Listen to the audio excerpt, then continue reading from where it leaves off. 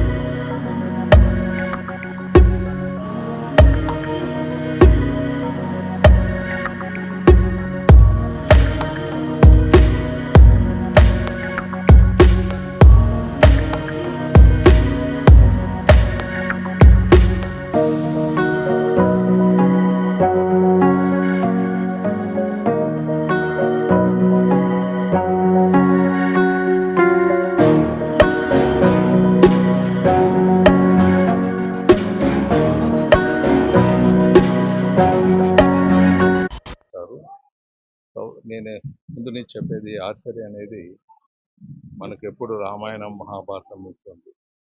రాముడు సీతని పెళ్లి చేసుకున్నాడు అంటే ఆర్చరీ విలువద్దలో ఆయన సక్సెస్ఫుల్ అయినందుకు సీతాదేవిని పెళ్లి చేసుకోగలిగాడు.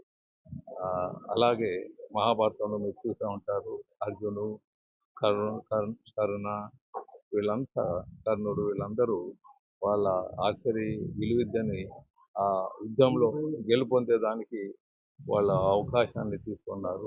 ఇప్పుడు మనమంతా చూస్తున్నాం. అప్పుడు ఆర్చరీ, ఇప్పుడు డ్రోన్స్. దానికి దీనికి తేడా లేదు. డ్రోన్స్ పై బాంబులు వేస్తారు. అప్పుడు ఆర్చరీ పోయి మీరు చూస్తూ ఉంటారు, అగ్నితో ఆర్చరీ ఫైట్ చేయటం, ఆర్చరీ విలువిద్యతో మళ్ళీ ఎన్నో ఇప్పుడు మనం చూసామంతా రీసెంట్ డెవలప్మెంట్లో చూసామంతా అప్పుడు ఆర్చరీ ద్వారా చేసేవాళ్ళని తెలియదు. ధన్యవాదాలు.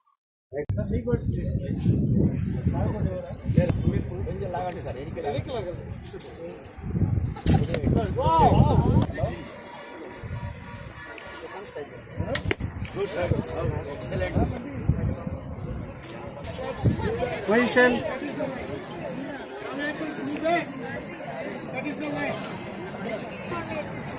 Ready? Ready?